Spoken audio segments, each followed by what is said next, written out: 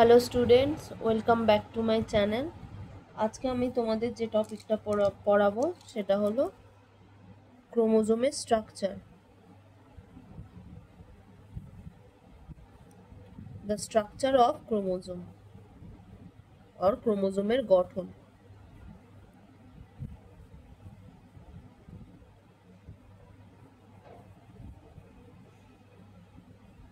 ক্রোমোজোমের গঠন তোমাদের সেল যখন পড়াচ্ছিলাম তখন আমি বলেছিলাম যে ক্রোমোজোম কোথায় থাকে সেলের মধ্যে। তো সেলের মধ্যে নিউক্লিয়াস থাকে, নিউক্লিয়াসের মধ্যে ক্রোমাটিন ফাইবারস থাকে, ক্রোমাটিন ফাইবারসগুলোর মধ্যে ক্রোমোজোম থাকে। তোমরা যদি দেখো একটা ক্রোমোজোম দেখতে এরকম হয়।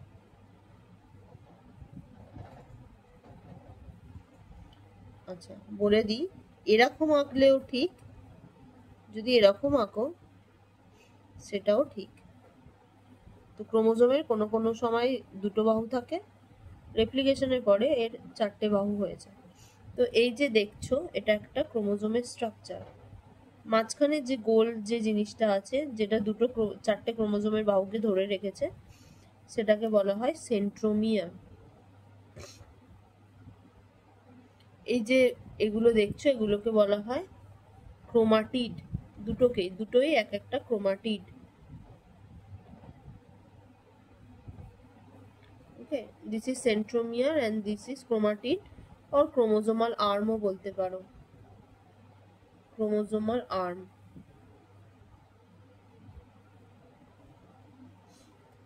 ওকে, ক্রোমোজোমে এটাকে বলা হয় সেন্ট্রোমিয়ার। তো সেন্ট্রোমিয়ার ছাড়াও অনেক সময় অনেক ক্রোমোজোমে আর একটা খাঁজ থাকে এরকম টাইপের। তো এটাকে বলা হয় মুখ্য খাঁজ,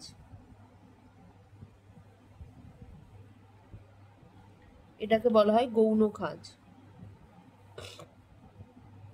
যখন সেল ডিভিশন হয় তখন এই যে জায়গা, এখান থেকে নিউক্লিওলাস তৈরি হয়।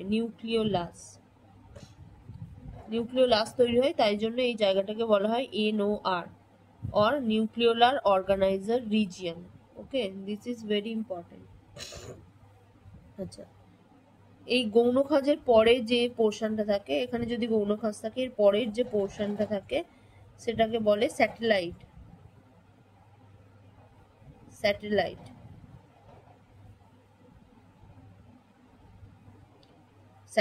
আর যে ক্রোমোজোমে স্যাটেলাইট প্রেজেন্ট থাকবে তাকে বলে স্যাট ক্রোমোজোম। আর একদম এই প্রান্তের যে অংশটা থাকে সেটাকে বলা হয় telomere. Okay, this is called telomere.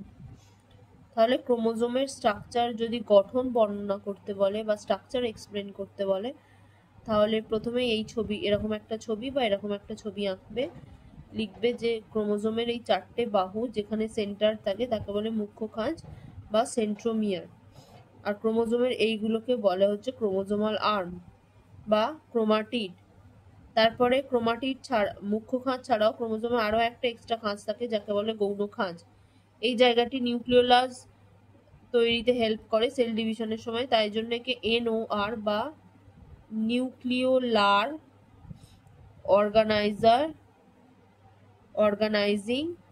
Nucleolar organising region বলে। গৌণ খাঁজের পরবর্তী যে অংশ থাকে তাকে বলে স্যাটেলাইট। যে ক্রোমোজোমে স্যাটেলাইট থাকে তাকে বলে স্যাট ক্রোমোজোম। আর ক্রোমোজোমের একদম ধারের প্রান্তগুলিকে বলে টেলোমিয়ার। আশা করি সবার এই পর্যন্ত ক্লিয়ার হয়েছে। এরপরে আরো কয়েকটা এক্সট্রা জিনিস বলার আছে। সেন্ট্রোমিয়ারের চারপাশে মানে এই দুটো সাইডে ক্রোমোজোম আর্ম যে দিকটা থাকে তার অপোজিট দিকে এরকম কিছু প্রোটিনস থাকে। এটার নাম হচ্ছে কাইনেটোকোর।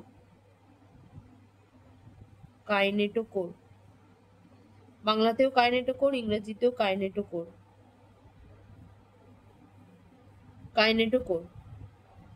এটা কি করে?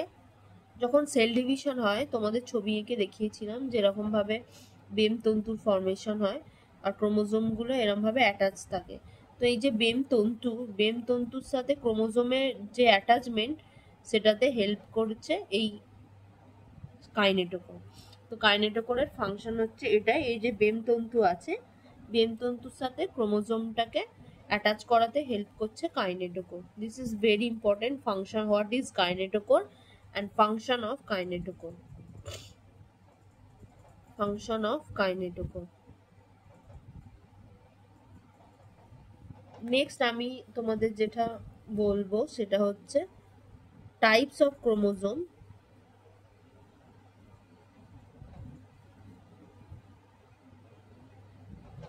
Depends on the number of centromere. Centromere কতগুলো আছে, সেন্ট্রোমিয়ারের উপস্থিতি অনুযায়ী ক্রোমোজোমের শ্রেণীবিভাগ। তো ধরো কোনো ক্রোমোজোমে একটা থাকতে পারে সেন্ট্রোমিয়ার, তখন সেটাকে আমরা বলবো মোনোসেন্ট্রিক ক্রোমোজোম। মোনোসেন্ট্রিক ক্রোমোজোম। ক্রোমোজোমে সেন্ট্রোমিয়ার নাও থাকতে পারে, তখন সেটাকে আমরা বলবো আসেন্ট্রিক ক্রোমোজোম। দুটো যদি থাকে সেন্ট্রোমিয়ার, তখন সেটাকে আমরা বলবো ডাইসেন্ট্রিক ক্রোমোজোম। দুইয়ের বেশি থাকতে পারে,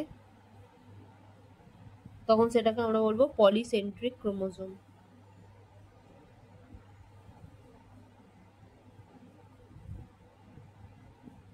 তাহলে কি, types of chromosome depends on the number of centromere. Centromere কতগুলো আছে, কতগুলো নাম্বার প্রেজেন্ট আছে তার উপর ডিপেন্ড করে ক্রোমোজোমকে এই কয়েকটি ভাগে ভাগ করা যায়। যদি সেন্ট্রোমিয়ার অ্যাবসেন্ট থাকে তখন সেটাকে আমরা বলবো আসেন্ট্রিক ক্রোমোজোম। যদি সেন্ট্রোমিয়ার একটা থাকে তখন সেটাকে আমরা বলবো মোনোসেন্ট্রিক, মোনো মিনস ওয়ান। যদি দুটো সেন্ট্রোমিয়ার থাকে তখন সেটাকে আমরা বলবো ডাইসেন্ট্রিক, ডাই মিনস টু। আর যদি দুইয়ের বেশি সেন্ট্রোমিয়ার থাকে তখন সেটাকে আমরা বলবো polycentric chromosomes. Poly means many. Okay, আচ্ছা, আর একটা টাইপস ক্রোমোজোমের টাইপস হয়, types of chromosome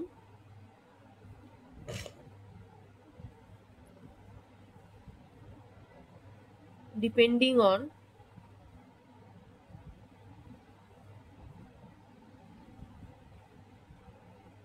location of centromere.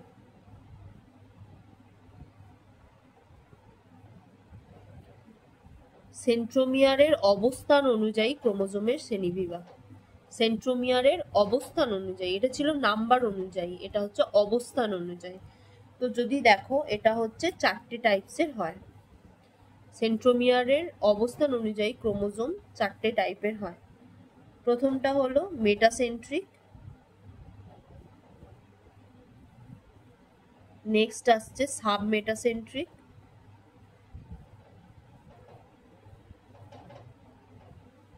Next আসছে অ্যাক্রোসেন্ট্রিক, লাস্টলি টেলোসেন্ট্রিক। নামের মধ্যেই সব আছে, আমি বুঝিয়ে দিচ্ছি। তো চারটে টার্ম মনে রাখবে, মেটাসেন্ট্রিক, সাবমেটাসেন্ট্রিক, অ্যাক্রোসেন্ট্রিক, টেলোসেন্ট্রিক। যখন প্রেজেন্স অফ সেন্ট্রোমিয়ার একদম ক্রোমোজোমের আর্মের মিডিলে হয়, দুটো আর্মের মিডিলে হয়, তখন সেটাকে আমরা বলছি মেটাসেন্ট্রিক ক্রোমোজোম। এটাকে যদি তুমি এরম ভাবে দেখো তাহলে দুটো আর্ম ইকুয়াল, তো এটাকে দেখতে অনেকটা ভি এর মতন হচ্ছে, তো তাহলে মেটাসেন্ট্রিক ক্রোমোজোমকে দেখতে ভি এর মতন। দেন সাবমেটাসেন্ট্রিকে কি হয়, একটা আর্ম বড় হয়, একটা আর্ম ছোট হয়, একটা বড় আর্ম, একটা ছোট আর্ম। তো এটাকে যদি তুমি এরম ভাবে আঁকো তাহলে এটাকে দেখতে এল এর মতন হয়। ওকে, নেক্সট অ্যাক্রোসেন্ট্রিক। ক্রোমোজোমের সেন্ট্রোমিয়ারটা একদম মিডিলে না থেকে একটু সাইডে ছিল, যদি আরো সাইডে চলে যায়, আরো অনেকটা সাইডে চলে যায়, তখন এটাকে আমরা এরকম ভাবে দেখতে পারি, তখন এটাকে আমরা জে এর মতন দেখতে পারি, জে এর মতন। তো এটাকে জে এর মতন দেখতে। নেক্সট টেলোসেন্ট্রিকে কি হয়, সেন্ট্রোমিয়ারটা একদম এন্ডে চলে যায়, একদম এন্ডে। তো এটাকে দেখতে অনেকটা আয়ের মতন, তাই জন্য এটার নাম টেলোসেন্ট্রিক। টেলো মিন্স একদম টেলে থাকছে সেন্ট্রোমিয়ার, অ্যাক্রো মানে একটু মানে একদম টেলে নয়, তার একটু পরে থাকছে। সাবমেটাসেন্ট্রিকে একদম মিডিলে না, একটু সাইডে সরে থাকছে, আর মেটাসেন্ট্রিকে একদম মিডিলে থাকছে। This is very important. Types of chromosome depending on location of centromere. তো সেন্ট্রোমিয়ারের অবস্থান অনুযায়ী ক্রোমোজোম 4 প্রকারের হয়, metacentric, submetacentric, acrocentric, telocentric. Metacentric ক্রোমোজোমে সেন্ট্রোমিয়ারটা একদম দুটো আর্মের মিডিলে থাকে, তো এটাকে দেখতে অনেকটা ভি এর মতো হয়। সাবমেটাসেন্ট্রিকে সেন্ট্রোমিয়ারটা একদম মিডিলে না থেকে একটু সাইডে সরে যায়, যার ফলে একটা আর্ম একটু বড়, একটা আর্ম একটু ছোট হয়, তো এটাকে দেখতে এল এর মতন হয়। অ্যাক্রোসেন্ট্রিকে আরো একটু কিছুটা দূরে সরে যায়, তো এটাকে দেখতে একটা আর্ম অনেকটা বড়, একটা একটু ছোট হয়, এটাকে দেখতে জে এর মতন হয়। লাস্টলি টেলোসেন্ট্রিকে একদম প্রান্তের দিকে সেন্ট্রোমিয়ারটা থাকে, তো একে আয়ের মতন দেখতে হয়। তো এটা তোমাদেরকে মনে রাখতে হবে কোন টাইপের সেন্ট্রোমিয়ার, মানে কোন টাইপের ক্রোমোজোম কিরকম দেখতে হয়, ইংরাজি কোন লেটারের সাথে এদের আকৃতির মিল আছে। ওকে, তো that's all about structure of chromosome. Next ক্লাসে আমি ডিএনএ বা আরএনএ তোমাদেরকে পড়াবো, ডিএনএ আরএনএ। আচ্ছা, ক্রোমোজোমের স্ট্রাকচার এটা হলো, আর একটা স্ট্রাকচার আছে যেটা কেমিক্যাল স্ট্রাকচার। ওকে, সেটা আজকে আমি বুঝিয়ে দিচ্ছি। নেক্সট ক্লাসে তোমাদের ডিএনএ আরএনএ পড়াবো। চলো এবার আমরা দেখে নিই chemical components of chromosome. Chemical components of chromosome, বাংলায় ক্রোমোজোমের রাসায়নিক গঠন। এই কোশ্চেনটা যারা মাধ্যমিক দেবে তাদের জন্য খুব ইম্পর্টেন্ট, কয়েক বছর ছাড়া ছাড়াই রিপিটে এই কোশ্চেনটা আসে। ক্রোমোজোমের রাসায়নিক গঠন 5 মার্কসের আছে। তো যদি তোমরা দেখো ক্রোমোজোমের রাসায়নিক গঠন, ক্রোমোজোমের রাসায়নিক গঠনে ক্রোমোজোমের মধ্যে 3টে জিনিস আছে। ওকে, ফার্স্ট হচ্ছে ক্রোমোজোমাল প্রোটিন,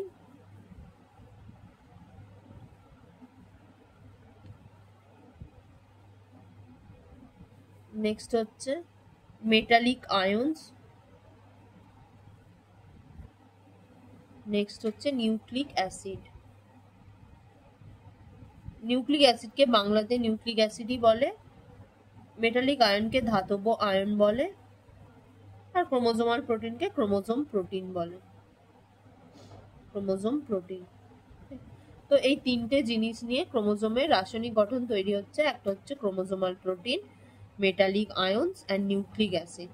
নিউক্লিক অ্যাসিড দুটো টাইপের হয়, তোমরা হয়তো জানবে।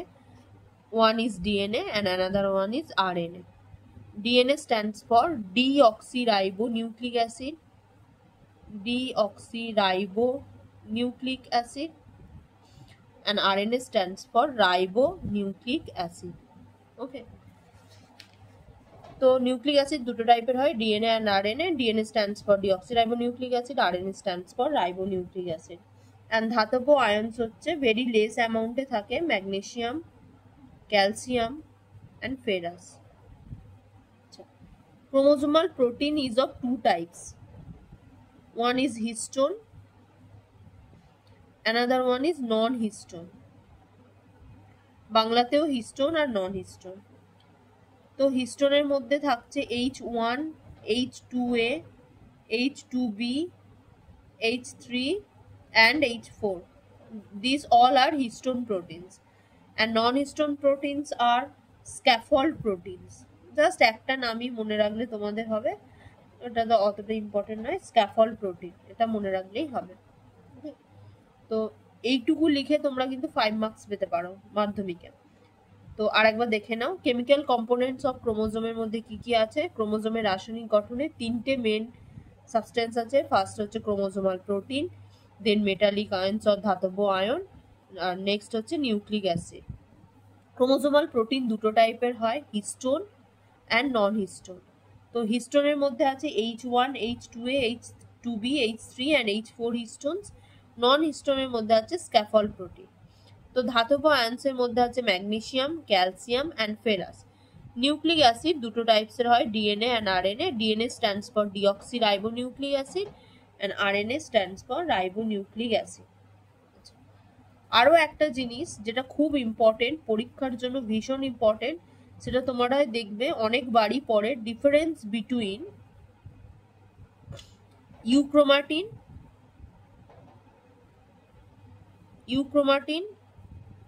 And heterochromatin. বাংলাতেও এটার সেমি নাম, ইউক্রোমাটিন অ্যান্ড হেটেরোক্রোমাটিন। তো ইউক্রোমাটিন অ্যান্ড হেটেরোক্রোমাটিনের ডিফারেন্স কি? ধরো এটা একটা ক্রোমোজোম, ক্রোমোজোম তৈরি হয় ডিএনএ এরকম ফোল্ডেড হয়ে। তো এই ফোল্ডেড যখন ফোল্ডেশনটা হয় তখন কোনো কোনো জায়গায় ফোল্ডটা খুব ডিপলি হয় এরকম, আর কোথাও কোথাও এরকম লাইটলি হয়। কোথাও ফোল্ড খুব ডিপ হয়, কোথাও ফোল্ড খুব লাইট হয়। তো যে জায়গাগুলোতে ফোল্ড ডিপলি হয় সেটাকে বলে হেটেরোক্রোমোজোম বা হেটেরোক্রোমাটিন। আর যেখানে ক্রোমোজোমের প্যাকিং খুব লাইটলি হয় সেটাকে বলে euchromatin.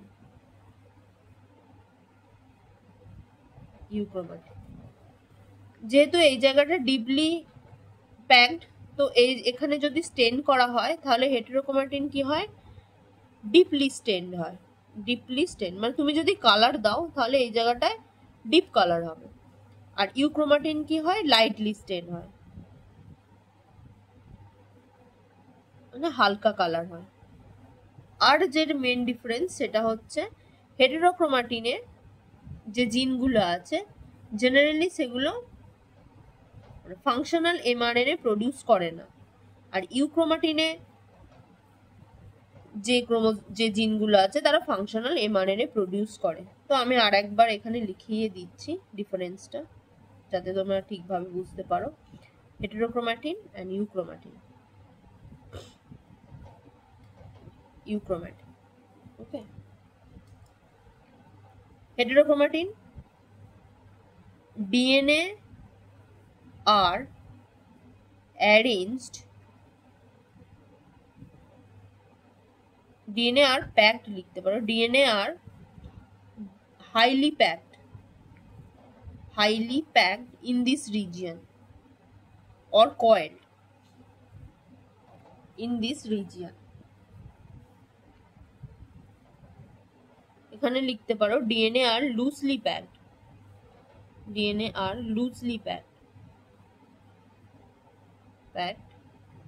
in this region। Highly বা এটা ডেন্সলিও বলতে পারো। DNAs are densely packed in this region, DNAs are loosely packed in this region। তো they stand deeply, they stand lightly।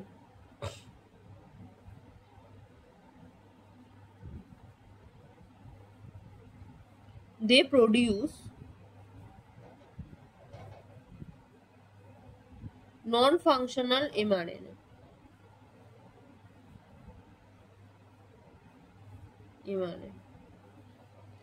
They produce functional mRNA। আশা করি এই জায়গাটা সবাই বুঝতে পেরেছো। ডিএনএ যেখানে ডেন্সলি প্যাক সেটাকে বলে হেটেরোক্রোমাটিন, যেখানে লাইটলি প্যাক তাকে বলে ইউক্রোমাটিন। হেটেরোক্রোমাটিনে স্টেন দিলে ডিপলি স্টেন হয়, ইউক্রোমাটিনে স্টেন দিলে লাইটলি স্টেন হয়। অ্যান্ড লাস্টলি এই জায়গাগুলোতে যে এমআরএনএ আছে তারা কোনো ফাংশনাল নয়, তারা নন ফাংশনাল এমআরএনএ। আর এই জায়গাগুলোতে যে আরএনএ গুলো আছে, যে আরএনএ গুলো প্রডিউস হয় এই জায়গার ডিএনএ থেকে, তারা হচ্ছে functional mRNA. Okay, so that's all for today। আশা করি তোমরা সব বুঝতে পেরেছো। কোনো জায়গায় কোনো প্রবলেম হলে অবশ্যই আমাকে কমেন্টে জানাবে। আর ভিডিওটা ভালো লাগলে অবশ্যই লাইক অ্যান্ড সাবস্ক্রাইব করে দিও। Thank you.